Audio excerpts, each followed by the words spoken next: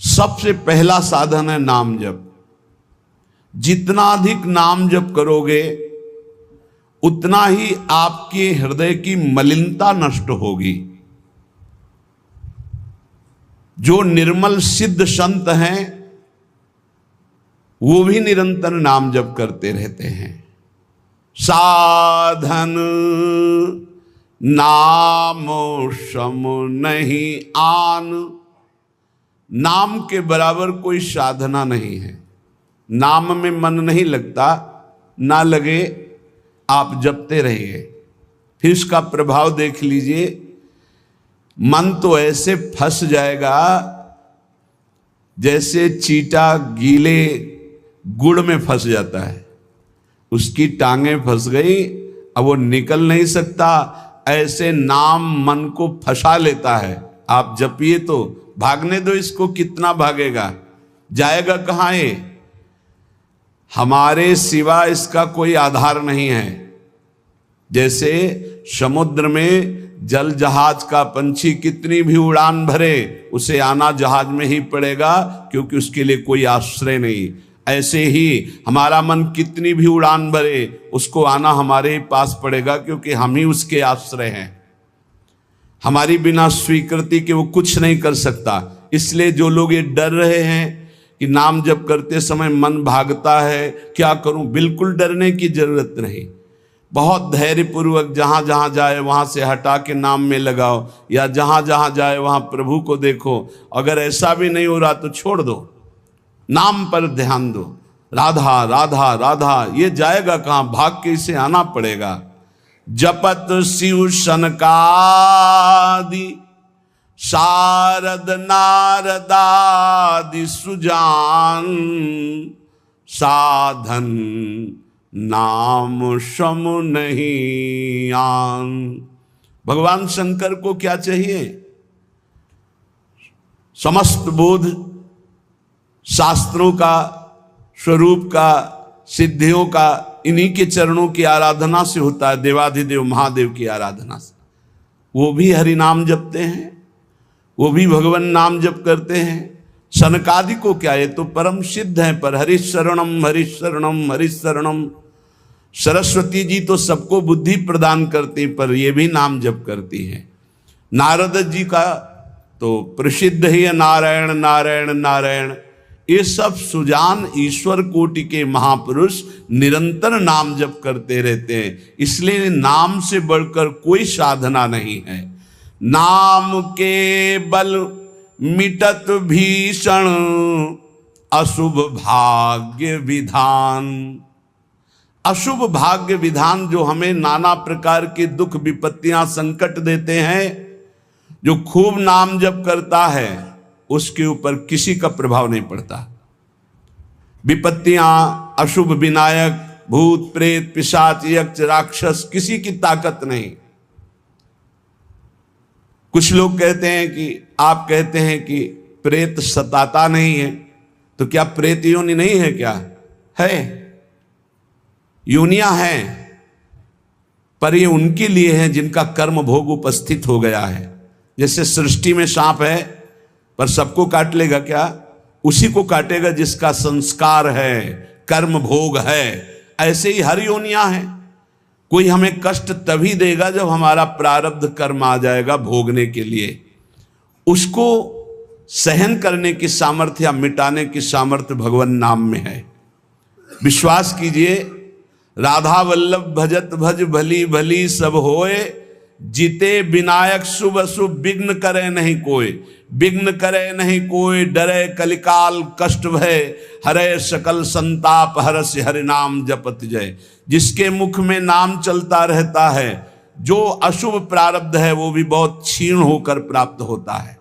जैसे हमने कई बार सत्संग में सुनाया कि काशी में एक बहुत नाम जापक युगल उपासक रहते थे। पूज्य श्री मथुरा दास जी के श्रीमुख से सुना। वो कभी विश्वनाथ जी के दर्शन करने नहीं जाते थे, समय ही नहीं था। जो उपासक एकांतिक भजनानंदी है उसको समय ही नहीं होता, अपने ठाकुर सेवा, अपनी दिनचर्या, तो उनको कभी ऐसा महसूस भी नहीं होता कि हम प्रभु से अलग है, क्योंकि प्रभु के नाम रूप लीला धाम में हर समय चित्त जुड़ा रहता है। तो काशी विश्वनाथ जी की जो सेवा के प्रधान थे वो बहुत बड़े ज्योतिषाचार्य थे।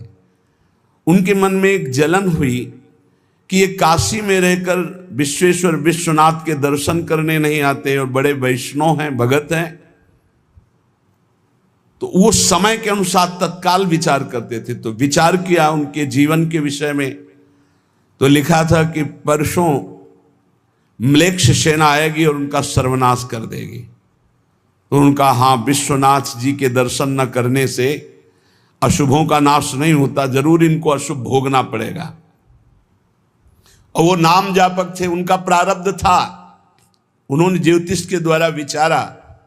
और परसों गए, जब वहां गए तो पूछा कि वो भगत जी कहाँ? बोले स्नान कर रहे हैं। बोले मध्याह्न में स्नान? बोले ये तो पता नहीं, पर स्नान कर रहे हैं। स्नान करके आए तो उन्होंने कहा मेरी ज्योतिष आज तक कभी गलत नहीं हुई, भगवान विश्वनाथ जी के वरदान से मुझे ज्योतिष का ज्ञान है। और 12 बजे आपके पास म्लेच्छ सेना आनी चाहिए थी आज, और वो आपका विनाश करने, तो वो आई नहीं, इसका मतलब मेरी ज्योतिष झूठी हो गई। बोले नहीं, आपकी ज्योतिष झूठी नहीं हुई, म्लेच्छ सेना आई थी। बोले यहाँ तो सब यथावत है। बोले प्रगट में नहीं आई, मैं जब भोग पधराकर प्रिया प्रीतम का ध्यान कर रहा था, भोग का उसी समय म्लेच्छ सेना मेरे ध्यान में आई और सब कुछ विनाश किया। फिर मेरा ध्यान टूटा, तो हमने सोचा चलो प्रगट में न सही, भाव में तो आई, तो इसीलिए स्नान करने गए थे, अब भोग उसारेंगे ठाकुर जी का। ये है ठाकुर सेवा और नाम जप का प्रभाव कि अशुभों को भाव में मिटा दिया, स्वप्न में मिटा दिया, या थोड़ा बारा कष्ट दे के मिटा दिया। नाम के बल मिटत भीषण अशुभ भाग्य विधान। भीषण अशुभ भाग्य का विधान नाम जप से मिट जाता है। नाम बल मानो लहित सुख सहज मन अनुमान। जैसा सुख चाहिए तुम्हें, जो सुख चाहिए तुम्हें, वो तुम्हें प्राप्त होगा, केवल नाम जब बढ़ाओ। जो इच्छा करी हो मन माही, हरि प्रसाद कछु दुर्लभ नाही। जैसे बाजार में आप जो चीज चाहो ले सकते हो, पर आपके पास रुपया होना चाहिए। ऐसे ही त्रिभुवन में जो चाहो प्राप्त कर सकते हो, आपके पास भजन बल होना चाहिए, नाम बल होना। नाम बल मानो लहित सुख सहज मन अनुमान। नाम टेरत टरत दारुण विपत्ति शोक महान साधन। नाम श्रम नहीं आन। नाम के बराबर कोई साधना नहीं। जो मानो हर समय नाम रटता रहता है, तो मन के इच्छा के अनुसार उसको भोगों की प्राप्ति हो जाती है। भोगों की प्राप्ति ना चाहे तो भगवत साक्षात्कार हो जाता है। भगवत साक्षात्कार भी ना चाहे तो अद्भुत प्रेम प्रकट हो जाता है। नाम का प्रभाव। नाम टेरत टरत दारुण विपत्ति शोक महान। कोई कितनी भी विपत्ति शोक में हो, खूब नाम जप करो, देखो हर विपत्ति कोहरे की तरह नष्ट हो जाएगी। जैसे सूर्य के उदय होते ही कोहरा सब विध्वंस हो जाता है, ऐसे ही नाम का जब प्रकाश उदय होगा, हर दुख विपत्ति नष्ट हो जाएगी। आरत करी नर नारी ध्रुव सब रहे सुचि सहिदान। नाम के परताप ते जल पर तरे पाषाण। जिसने आर्त भाव से नाम जप किया हो, चाहे स्त्री हो, चाहे पुरुष हो, बालक हो, चाहे वृद्ध हो, ध्रुव माने परम सत्य, सब परम पवित्र हो गए और निहाल हो गए। जो भगवान नाम जप किए सब आनंद मस्त हो गए। अरे नाम ले ले करके जब नल नील ऐसे पत्थर रखते थे तो वो डूबे नहीं। नाम का प्रभाव, नाम मुख से लेकर के रखते थे। ऐसा कोई न समझे कि पाषाण पे नाम लिख करके रखते, नाम उच्चारण करते, जय श्री राम, और पत्थर रख दिया तो तरा नहीं, क्योंकि मुनि का आशीर्वाद और नाम का प्रताप। नाम बल सागर उलांघ्यो सहज ही हनुमान। हनुमान जी महाराज भगवान के चरणों का चिंतन करते हुए जय श्री राम, पूरे समुद्र को लांघ गए। ये समुद्र से भी बढ़कर भव समुद्र है। अगर ठीक से नाम जप करो तो लांघना ही नहीं पड़ेगा, सूख जाएगा। नाम लेत भव सिंधु सुखाही, करहु विचार सुजन मन माही। नाम जितना जपोगे तो उसका प्रभाव होगा कि भव समुद्र सूख जाएगा, संसार से पार होना ही नहीं पड़ेगा, संपूर्ण संसार भगवत स्वरूप है ऐसा अनुभव में आ जाएगा। नाम बल संभव सकल जे, कछु असंभव जान। नाम देखो, बस मन लगाने की बात है। एक बात मान जाओ, कुछ भी असंभव नहीं है, कुछ भी असंभव नहीं। नाम से सब कुछ प्राप्त हो जाएगा, सब कुछ। नाम का अपार प्रताप। 18-20 साल से किडनी फेल है, चल रहे हैं, जीवन चल रहा, जो दिनचर्या चाहिए वो दिनचर्या चल रही। असंभव, ये असंभव जो संभव शब्द में बदलता है वो नाम से केवल बदलता है। सच्ची मानिए, नाम बल संभव सकल जे, कछु असंभव जान। जो असंभव लगता है कि ऐसा नहीं हो सकता, वो साफ संभव नाम बल से। अभी कैसे तुम्हें एक एक पल की घटना बताएं कि जिस समय जो सेवा है उसी समय एक अपार बल आता है, वो सेवा करवा के चला जाता है। धन्य ते नर रहत जिनके, नाम रट की बान। पाप पुण्य प्रजारि बेहित, प्रबल पावक खान। होत छिन महाछार, निकसत नाम जान अजान। नाम की महिमा अमित को, सकै करी गुणगान। राम ते बड़ नाम जेहि बल, बिकत श्री भगवान। भगवान को खरीद सकते हो नाम जप से, बिकत श्री भगवान। नाम की महिमा मित को, सकै करि गुणगान। राम न सकही नाम गुण गाई, कहूं कहाँ लगी नाम बड़ाई। धन्य है वो उपासक जिसने प्रधानता नाम जप के लिए। तुम्हारा जीवन इस समय बिल्कुल तेजोमय होना चाहिए, अग्नि स्वरूप। तुम ब्रह्मचारी हो, बैरागी हो, भगवान नाम जाप में तुम कहां हैं? भजन में बैठे। अच्छा, हृदय शीतल हो जाए। 2-3 घंटे आराम कर लिया, इसके बाद भजन में लगे हैं, निरंतर भजन में लगे हैं।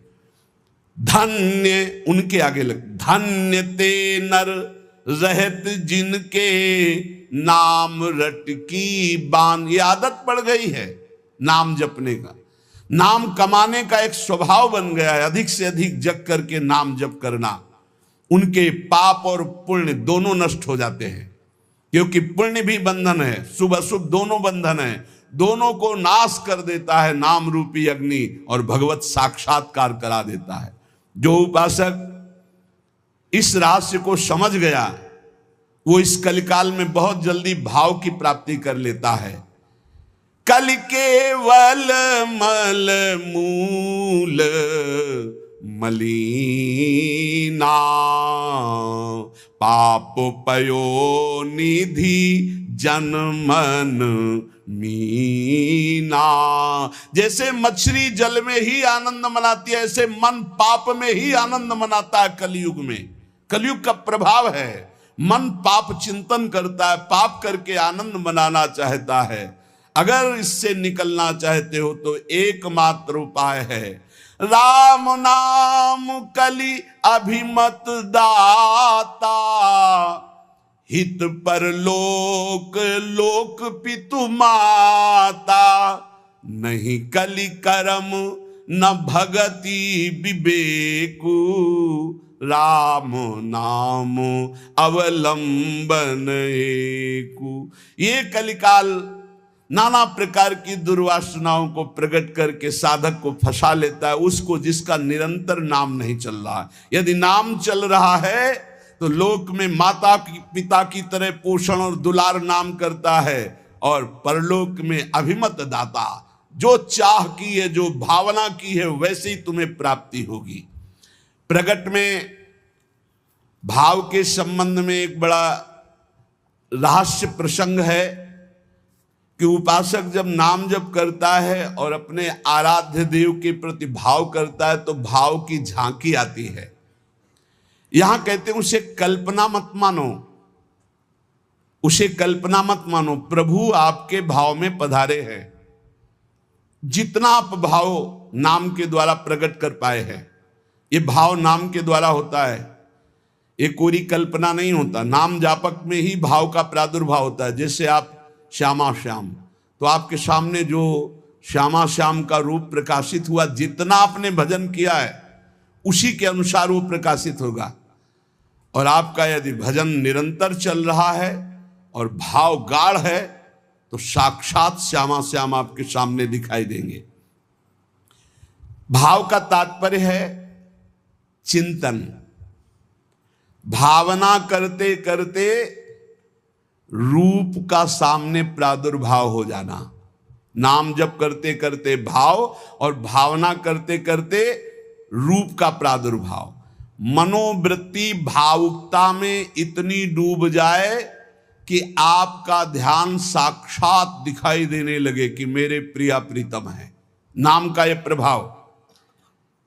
ये विवेकहीन जो लोग कहते हैं मैंने भगवत साक्षात्कार कर लिया है, ये उनकी बातें नहीं, प्रपंच वाली बातें नहीं। यहां ठीक सत्य बात को समझो।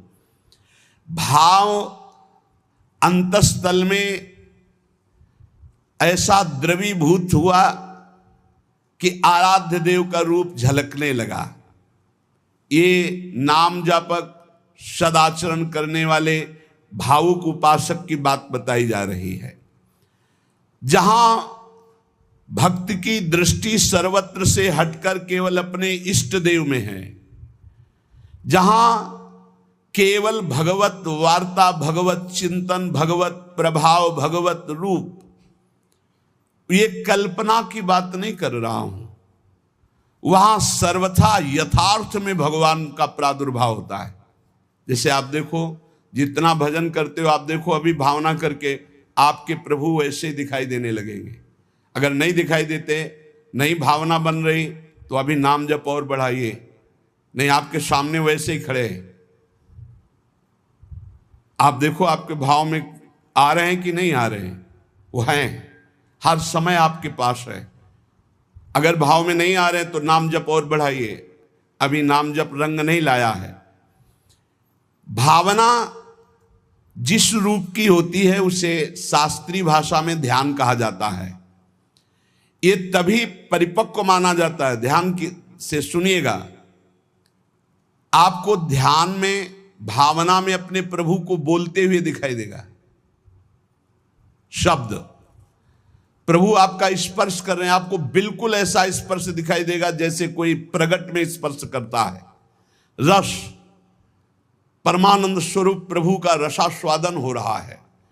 और गंध, प्रभु के श्री अंग की गंध उसको अनुभव में है, सुगंध, अद्भुत सुगंध। इस ध्यान में ये भावुकता नहीं है, वो स्पर्श कर सकता है प्रभु के चरणारविंद। प्रगट में वो निरख सकता है प्रभु को, वो प्रभु का आलिंगन कर सकता है, वो प्रभु से संभाषण कर सकता है। यही बात कपिल भगवान ने कही श्रीमद् भागवत में कि मेरा जो अनन्य भक्त है वो मेरे को केवल देख ही नहीं, मेरे से संभाषण कर सकता है, मेरे से बातचीत कर सकता है। प्रभु का स्पर्श करके दिव्य पुलकावली, प्रभु के श्री अंग की दिव्य सौरभ हो, उसको गंध आ रही, सुगंध आ रही, वो प्रभु का स्पर्श कर रहा है, प्रभु उनका स्पर्श कर रहे, प्रभु से संभाषण कर रहा है, प्रभु उत्तर दे रहे हैं, ऐसा गाढ़ भाव में होता है। वो भावुक उपासक अपने आराध्य देव के चरण स्पर्श कर रहा है, आराध्य देव उसके मस्तक पर हाथ रख रहे हैं। ये सारी बातें परम सत्य, ऐसा नहीं कि केवल भावना है, केवल कोरी कल्पना है, पर ये उन उपासकों की होती है जिनका भाव परिपक्व हो गया है, भाव सिद्ध हो गया है। वो मनोराज्य में नहीं विचरण करते, ये उनका मनोराज्य नहीं है, ये इनका भाव राज्य है। प्रभु उनसे जब शब्द कहते हैं तो उनकी श्रवणेंद्री शब्द सुनती है, नेत्र रूप देखते हैं, आंखें मुदी हुई है पर नेत्रेंद्री रूप देख रही, घ्राणेंद्री सुगंध ले रही, रसेंद्री रस का आस्वादन कर रही है, शब्द स्पर्श रूप रस गंध इसका स्पष्ट अनुभव भाव में डूबे हुए महाभागवत को होता है। यह साधारण स्थिति नहीं है, ये बड़ी ऊंची स्थिति है भाव देश की। ये कल्याण स्वरूप उपासक जो हो चुका है उसकी स्थिति है, पर इसको बहुत ऊंची स्थिति मान के छोड़ नहीं देना है। अपने गौर से देखो, अपने आराध्य देव झलक रहे हैं कि नहीं? वो हैं वैसे ही प्रिया, वैसे ही लालजू, जैसा आप संबंध सबसे हटा पाए हैं, जितना नाम जप, जितना गाढ़ भाव, उतने ही आपको अनुभव हो रहा है। देखो भला, दिखाई दे रहे हैं कुछ तो, जितना आप नाम जप कर रहे हैं भाव में तो आ ही रहे हैं, नहीं आ रहे? भाव में आ रहे हैं, वो आ रहे हैं। अगर अंधेरा दिखाई दे रहा है तो अभी नाम का प्रकाश नहीं हुआ। खूब नाम जप करो, जल्दी करो, ज्यादा समय नहीं रह गया, गाड़ी आने वाली है, बस भागना है, यहां से भागना है। कुछ समेट नहीं पाओगे, जल्दी समेट लो मन और इंद्रियों को और लगा दो नाम पे, और भाव की प्राप्ति करके भाव देश से अपने देश में जाना है, अपने प्रिया प्रीतम के पास जाना। मान लो ये सब अज्ञानियों की बात न सुनो। और हमने उपासना की, भक्ति की, हमारे अमुक मर गए, अमुक क्या, तुम भी मरोगे, सब मरेंगे। यहाँ जाना है, यहाँ आए हो कमाने के लिए, भाव बनाने के लिए, भजन एकत्रित करने के लिए। जिसकी समझ में ना आए, आप तो सत्संगी हैं, आप तो बड़े कृपा पात्र हैं, आप तो समझ लीजिए, जाना है, तैयारी कर लो। जितना भाव है उतने ही आपकी ऊंचाई है। तार्किक लोगों से बचिए। अरे कोई ध्यान है, कोई प्रभु है, ये तो तुम्हारी कल्पना है। नहीं, यहां कह रहे आपको जितना अनुभव में आ रहा है वो प्रभु हैं। पक्का विश्वास करो, प्रभु आए हैं आपके ध्यान में। गाढ़ भाव को, ये था माम प्रपद्यन्ते तास्ततः भजाम्यहम्। पुलकित हो जाओगे कि प्रियाजू आ गई, देखो हमारे ध्यान में लालजू आए। लालजू प्रियाजू कैसे गलबहिया दिए हुई, कितना सुंदर निकुंज है, कितना सुंदर लता भवन, सुंदर पुष्प के पावड़े बिछे हुए, पराग की गद्दी लगी हुई, उस पे युगल सरकार कैसे विराजमान है। ये भाव में देखो, अधरों पर बंशी है, गलबैया दिए हुए युगल सरकार। प्रियाजू लालजू की तरफ देख रहे, लालजू प्रियाजू की तरफ देख रहे, और बंशी से नाम गुणगान कर रहे प्रियाजू का। किसी को कभी प्रमाणित करने की कोशिश मत करो कि आपका भाव बन गया है। अविश्वासी से कभी ये वार्ता भी मत करो, नहीं तुम्हारे भाव में ठेस पहुंच जाएगी। ये साक्षात भगवत दर्शन है, साक्षात भगवत दर्शन। इसी से गाढ़ अवस्था में बस बात बन जाती है, यही गाढ़ अवस्था। श्रद्धा विश्वास करो, साधन का मूल मंत्र है श्रद्धा और विश्वास। जो नाम जप कर रहे हो, जो भावना में प्रभु आ रहे हैं, वो आ रहे हैं आपके, विश्वास करो आ रहे हैं। पर यह किसी से कहना नहीं है, किसी तर्क के द्वारा अपनी श्रद्धा को नष्ट नहीं करना। अरे ये तो कल्पना है, नहीं, साक्षात प्रभु आए, कोई उनके लिए कल्पना भी नहीं कर सकता। अगर वो ना पधारे तो कोई भाव, मुनि मन ध्यान धरत नहीं पावत।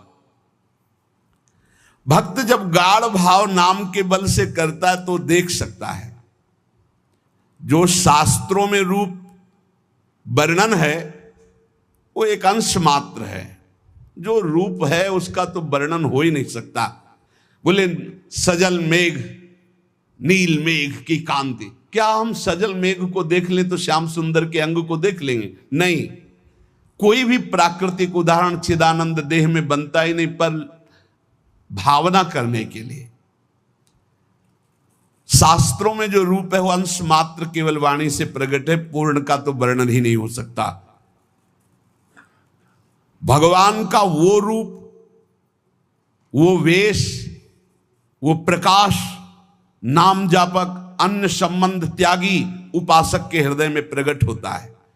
जैसा रूप भक्त चाहता है वैसा रूप प्रभु प्रकाशित कर देते हैं। भक्ति की जैसी इच्छा होती है, जितनी सामर्थ्य होती है, उतना ही भगवान अपना रूप प्रकाशित करते हैं और धीरे धीरे उसको दिव्य लीलाओं का रसास्वादन कराने लगते हैं। जो साधनाभिमानी हैं उनको ठग लेते हैं। काम, क्रोध, लोभ, मोह, मद, मत्सर, वो भाव देश तक नहीं पहुंच पाते जो साधनाभिमानी हैं। कभी कभी इनको मार्ग भ्रष्ट करने के लिए उपदेवता विघ्न डालने लगते हैं। छोटे मोटे चमत्कार, छोटे मोटे मन की बात जान लेना, छोटा मोटा ऐसा आकर्षण, और मार्ग से भ्रष्ट कर देते हैं। लेकिन ये उनकी बात है जो साधनाभिमानी है। जो कृपा पात्र जन है वो ना किसी से भयभीत होते हैं और ना कोई विघ्न उनके जीवन में डाल सकता है। मत चित्ता सर्व दुर्गाणि मत प्रसादात तरिष्यसि, भगवान कह रहे हैं मेरी कृपा से उनके सारे दोष नष्ट हो जाते हैं, मेरी कृपा से हर विघ्न से वो पार हो जाते हैं। मेरा भक्त आंख मूंद करके चले, मैं हाथ पकड़ कर चलाता हूं। कोई देवता, उपदेवता, कोई विघ्न विनायक किसी भी तरह का उपद्रव नहीं कर सकते उनकी साधना में। अनन्य श्री भगवान का ध्यान रखिएगा, साधनाभिमानी को भ्रष्ट होना पड़ेगा। अनन्य और निष्काम भाव से जो प्रियालाल की शरण में हैं उनके योगक्षेम की जिम्मेवारी स्वयं भगवान लेते हैं। प्राप्ति की रक्षा करना, अप्राप्ति की प्राप्ति कराना उनकी जिम्मेवारी, इसलिए कोई भी विघ्न से परास्त नहीं कर सकता जो प्रभु का अनन्य है और उन्हीं से सारी कामनाएं हैं, प्रभु से ही। बड़े वेग से भगवान की तरफ आंख मूंद कर दौड़ता है पर वो गिरता नहीं है, ना कोई गिरा सकता है उसको, क्योंकि आसपास ऐसे भगवान चलाते हैं भक्त को। जैसे छोटे बच्चे को मां इधर गिरे तो बाहु में, इधर गिरे तो अजान बाहु अभयद भुज दंड मूल, बड़ी मस्ती रहती, कोई विघ्न नहीं। अर्पित आत्मा जो भगवद अर्पित हो चुका है उसके जीवन का बहुत आनंदमय स्वरूप होता है। कोई विघ्न नहीं, आंख मूंद के दौड़ने पर भी वो नहीं गिरेगा। बस आवश्यकता है भगवान में मन को, भगवान में प्राणों को, भगवान में समस्त संबंधों को अर्पित करना। ये कठिन बात है। ये दारागार पुत्राप्तान प्राणान वित्तमम परम वित्तमिमं परम हित्वा माम शरणम याता कथम तास त्यक्त मुत्सहे। जिसने स्त्री, पुत्र, घर, बड़े बुजुर्ग, प्राण, धन, इहलोक परलोक सबको मेरे लिए आत्मसमर्पण कर दिया है, मेरी शरण में आ गया है, मैं विचार भी कैसे कर सकता हूं कि उसको छोड़ दूं। और जब प्रभु पकड़े हुए तो किसकी ताकत है कि कोई विघ्न डाल सके। इसलिए उपासक को बहुत जल्दी एक काम करना है, कहीं ममता न रह जाए। नहीं, जहां ममता रह जाएगी वहीं विघ्न पड़ जाएगा भगवत प्राप्ति में। तन मन धन सर्वतो भावेन एकमात्र आराध्य देव श्यामा श्याम के चरणों में समर्पित, निष्प्रिय, निरीह, मोक्ष की भी इच्छा नहीं, श्री हरि चरणों में पूर्ण समर्पण, तब पूरी जिम्मेवारी भगवान ले लेते हैं। अब निश्चिंत हो जाओ, निशुक हो जाओ, निर्भय हो जाओ।